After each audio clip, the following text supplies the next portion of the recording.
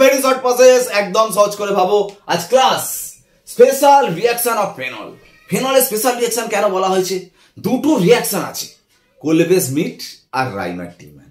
যদি পরীক্ষায় না পড়ে সে বছর পরীক্ষা বন্ধ হয়ে যাবে, একদম পড়বেই, ওই জন্যই স্পেশাল বলা হয়েছে। এই দুটো রিঅ্যাকশন বাদে এক্সাম হতে পারে না, ঠিক আছে? আমরা সেটা নিয়েই ফিরবো। দেখো প্রথমেই আছে কোলবেস মিট, একদম ভালো করে বুঝতে হবে। দেখো ফেনলের রিঅ্যাকশন, ফেনল তাতে সোডিয়াম দিয়েছো বা সোডিয়াম হাইড্রোক্সাইড দিয়েছো, দিলে সোডিয়াম ফেনক্সাইড হয়। অ্যাকচুয়ালি কোলবেস মিটটা এখান থেকে স্টার্ট হয়, ঠিক আছে? আমি এটা দেখিয়ে নিলাম বলে তাই। মেন কোলবেস মিটটা ONA থেকে স্টার্ট, ONA, ঠিক আছে? O মাইনাস Na প্লাস হচ্ছে। তাতে দেবো কার্বন ডাই অক্সাইড, দিলে কি হয় দেখো, এটাকে আমি লিখছি, মন দিয়ে শোন। এই যে O মাইনাস রেজোন্যান্স করবে, দেখো এই অর্থতে নেগেটিভ চার্জ ক্রিয়েট করলো, খুব ভালো কথা করলো। CO2 এখানে ইলেকট্রোফাইল হিসাবে কাজ করে, মাইনাসটা কার্বনে অ্যাটাক করলো, এই বন্ডটা ভেঙে গেল। তাহলে কি হলো? হলো যেটা এইটা, ঠিক? যেখানে কোনো বন্ড গ্রুপ হয় জানো তো নিশ্চয়ই, বেনজিনে যেখানে কিছু ঢোকে সেখানে যে এইচটা থাকে সেটা ভেঙে বেরিয়ে যাবে। এই বন্ডটা ভেঙে গেল, মানে এই বন্ডটা ভেঙে বেরিয়ে গেল, এইটা এখানে ডবল বন্ড হলো, এইটার মাথায় চলে গেল। তাহলে কি হলো দেখো, OH হয়ে গেল, মানে এই এইচটা এখানে চলে গেল। আর এটা কি হয়ে গেল? COO মাইনাস, যেহেতু Na প্লাসটা ছিল, Na প্লাসটা এর পাশে বসে গেল। এটা প্রোডাক্ট, মানে এই যে এইটাতে CO2 দিলে এত কিছু যে করলাম, রাফ করলাম, এটা অ্যাকচুয়ালি যেটা হবে OH COO Na। এখানে কিন্তু COO টা হয়, এখানে আবার Na হয় না, কারণ একটাই Na আসবে, এক জায়গাতেই বসতে পারবে। এবার এতে যদি তুমি অ্যাসিড দাও, ডাইলুট যে কোনো HCl দাও, দিলে NaCl বেরিয়ে গেলে সেটা তৈরি হবে salicylic acid, ortho hydroxy benzoic acid, এটা তৈরি হবে, ঠিক আছে? আচ্ছা একটা কথা বলি, শুধু অর্থই কেন, প্যারায়ও তো হবে। মানে এইটা যেটা তৈরি হলো, আচ্ছা অ্যাসিড দেওয়াটা সে পরে, অ্যাসিড দেওয়াটা তো জানো, ঠিক আছে? এটা যেটা তৈরি হলো এরকমও তো হতে পারে, OH COO, অবশ্যই দুটোই তৈরি হয়। আর তোমরা কি জানো, প্যারাটা মেজর হয় না অর্থটা মেজর হয়? প্যারা মেজর হয়। এতদিন যা রিঅ্যাকশন সব প্যারা মেজর, এখানে হঠাৎ করে অর্থটা বেশি আগে বললাম কেন? এখানে অর্থটা মেজর। এই কোলবেস মিট আর রাইমার টিম্যানে অর্থটা মেজর কেন? না আমি বলেছিলাম অর্থ কেন মাইনর হয়, দুটো গ্রুপ পাশাপাশি থাকলে ধাক্কা ধাক্কি হয়, তার জন্য আনস্টেবল হয়ে যায়। কিন্তু এই ধাক্কা ধাক্কি তো ভালো ধাক্কা ধাক্কি, মানে ভালো ধাক্কা ধাক্কি মানে অ্যাকচুয়ালি এই যে এইচটা ডেল্টা প্লাস আর এই ওটা মাইনাস, দেখা একটা হাইড্রোজেন বন্ড কাজ করছে, অ্যাট্রাকশন কাজ করছে।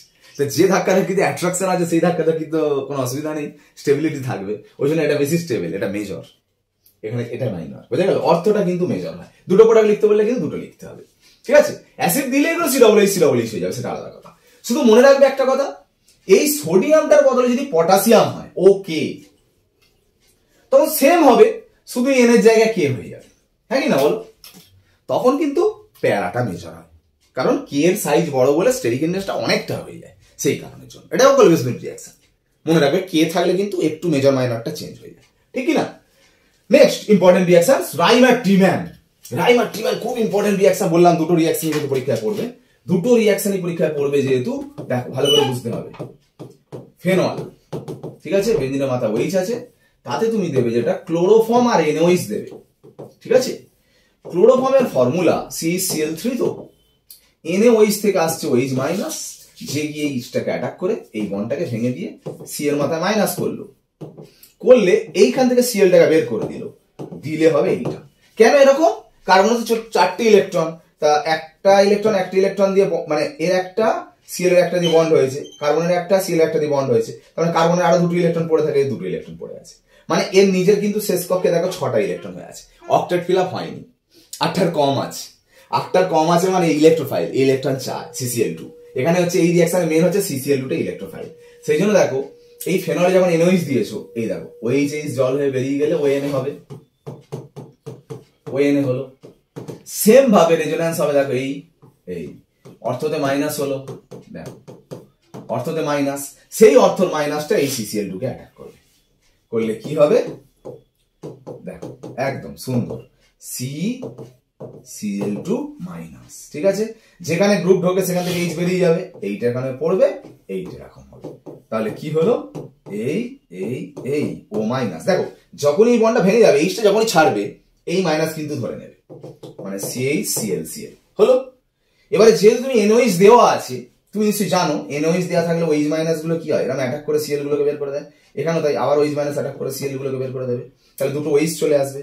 তার মানে বুঝতে পারছো নিশ্চয়ই, এই যে O মাইনাস তার সাথে দুটো CH এর সাথে OH আসবে। একই কার্বনে দুটো OH থাকলে জল হয়ে বেরিয়ে যাবে, ঠিক কি না?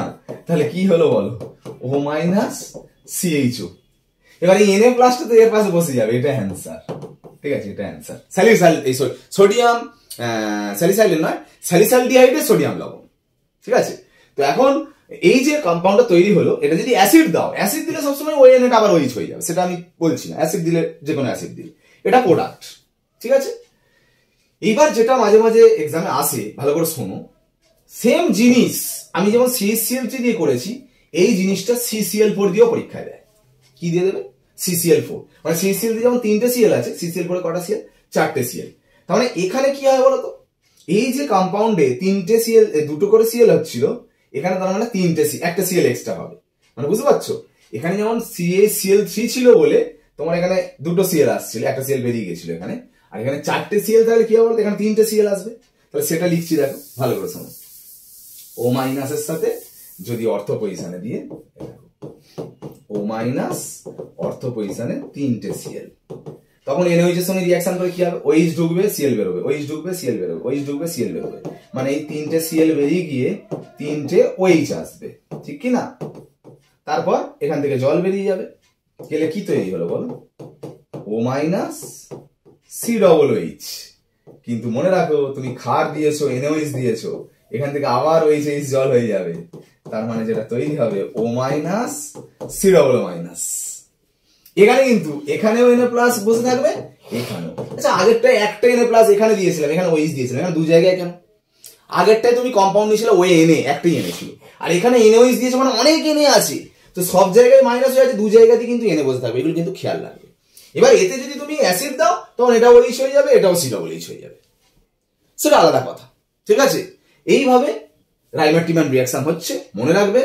অর্থ দিয়ে বলছি, প্যারাও হয়, প্যারাটা এখানে মাইনর, এখানে অর্থটা কিন্তু মেজর, অন্যগুলোর থেকে একটু আলাদা, ঠিক না? নেক্সট দেখো, রিঅ্যাকশন অফ ফেনলিক ওয়েইচ।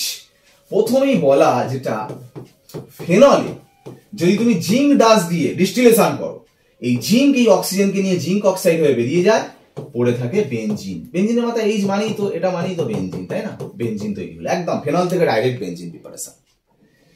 সেকেন্ড কথাটা বলি, যেটা খুব ইম্পর্টেন্ট রিঅ্যাকশন, যেটা প্র্যাকটিক্যালে আছে, এটা কিন্তু আইডেন্টিফিকেশনের জন্য ব্যবহার হয়, শুধু ফেনলের আইডেন্টিফিকেশন নয়। দেখো, ডবল বন্ডের সাথে OH থাকলে, এই গ্রুপ যাদের মধ্যে আছে সবাই এই রিঅ্যাকশনটা করে। কি রিঅ্যাকশন?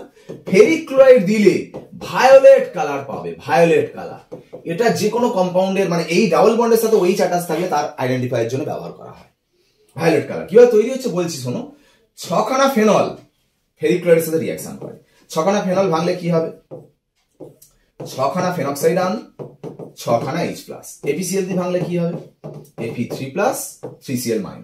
এই 6খানা ফেনক্সাইড আয়ন Fe3+ কে অ্যাটাক করবে, মানে প্রোডাক্টটা যেটা হবে FeO বেনজিন হোল 6 মাথায়। দেখো 6 - 3+, ক্যালকুলেট করলে -3, এইটা ভায়োলেট কালার। আর 3টে Cl - 3টে H+ কে ধরলে 3HCl হবে, আর 3টে H+ এমনি পড়ে থাকবে, that is violet colour. Question পরীক্ষায় কিরকম দেবে শোনো। পরীক্ষায় বলবে এইটা আর এইটা, বলো আইডেন্টিফাই, রাসায়নিকভাবে পার্থক্য করো, ডিস্টিংগুইশ করো এই দুটোর মধ্যে। তো এই তো ডাবল বন্ডের সাথে OH গ্রুপ আছে, এর ডাবল বন্ডের সাথে OH গ্রুপ আছে, তার মানে এতে FeCl দিয়ে দিলে ফেরিক মানে ভায়োলেট কালার হবে, এখানটা ভায়োলেট কালার হবে না। এইভাবে তুমি বলবে, হ্যাঁ কি না? তো এই হলো রিঅ্যাকশন অফ ফেনলিক ওয়েইচ। লাস্ট দেখো, হ্যাঁ এটা একটা কথা বলে দিই, এটা ফেনলের রিঅ্যাকশনের মধ্যে পড়ছে না, কিন্তু স্যালিসাইলিক অ্যাসিডের থেকে যে 3টে প্রোডাক্ট পাওয়া যায়, একদম না বললেই নয়, 3টে প্রোডাক্ট মারাত্মক ইউজ, তোমরা নিজেরা ইউজ করো, সেইগুলোটা দরকার, শুধু দরকার না, পরীক্ষায় পড়বে, একদম ভেরি ভেরি ইম্পর্টেন্ট, করাতেই হবে। স্যালিসাইলিক অ্যাসিড থেকে যে প্রোডাক্টগুলো তৈরি হয়, তোমরা সবাই শিখে গেছো, স্যালিসাইলিক অ্যাসিড মানে COOH, অর্থো হাইড্রক্সি বেঞ্জোইক অ্যাসিড। এর সাথে যদি মিথানলের রিঅ্যাকশন করাও, সামান্য সালফিউরিক অ্যাসিড দিতে পারো, বা ফেনলের রিঅ্যাকশন করাও, সামান্য সালফিউরিক অ্যাসিড দিতে পারো, অ্যাসিটিক অ্যানহাইড্রাইডের রিঅ্যাকশন করাও, সামান্য সালফিউরিক অ্যাসিড দিতে পারো এর সাথে, দিলে কি হয়? এটা অ্যালকোহল গ্রুপ, অ্যালকোহল গ্রুপের সাথে রিঅ্যাকশন করবে না, অ্যাসিড গ্রুপের সাথে রিঅ্যাকশন করবে, মানে এইখান থেকে জলটা বেরিয়ে যাবে, এই কি হবে প্রোডাক্ট COOCH3OH, এর নাম মিথাইল স্যালিসাইলেট। এটাও ফেনল গ্রুপ, এও অ্যাসিড গ্রুপের সাথে রিঅ্যাকশন করবে এরকম ভাবে, ঠিক আছে। এই কি হবে COO বেনজিন মানে C6H5OH, ফিনাইল স্যালিসাইলেট। আর এটা অ্যাসিডিক অ্যানহাইড্রাইড বলে অ্যাসিড পার্ট থেকে আসছে বলে সেই জন্য এ কিন্তু অ্যালকোহল গ্রুপের সাথে রিঅ্যাকশন করবে। দেখ এই এই তাহলে কি হলো COOH OCOCH, এর নাম অ্যাসিটাইল স্যালিসাইলিক অ্যাসিড বা অ্যাসপিরিন। এটা অ্যাসপিরিন, এটা মিথাইল স্যালিসাইলেট, আর এর নাম স্যালল, ঠিক আছে। এটা ইউজ কি জানো, মিথাইল স্যালিসাইলেট যে কোনো শক্তি বাম, টাইগার বাম, সিংহ বাম, ইঁদুর বাম, যত বাম আছে আর কি, ঠিক আছে, হ্যাঁ মানে অমৃতাঞ্জন, তার মধ্যে এই জিনিসটা থাকে। আর এটা স্যালল মানে ইন্টারনাল অ্যান্টিসেপটিক, ঠিক আছে। তোমার বাইরে কেটে গেলে এমনি অ্যান্টিসেপটিক লাগিয়ে দিলে, ভিতরে গেলে গলায় কাঁটা ফুটে রক্ত বেরিয়ে গেছে, তুমি কি ওই অ্যান্টিসেপটিক খেয়ে নেবে নাকি? ওরকম হবে না, এইটা লাগাতে হবে, ঠিক আছে। আর এইটা কি বলতো অ্যাসপিরিন, যেটা পেন কিলার ট্যাবলেট, সেটার জন্য ইউজ করা হয়, ঠিক আছে। ক্লাস কিন্তু শেষ হয়ে গেল, ফেনল রিঅ্যাকশন পুরো কমপ্লিট। নেক্সট দিন আমরা আনছি কি ইথারের রিঅ্যাকশন, হলেই পুরো চ্যাপ্টার খতম। ওকে, ক্লাস এখানে শেষ, বাই।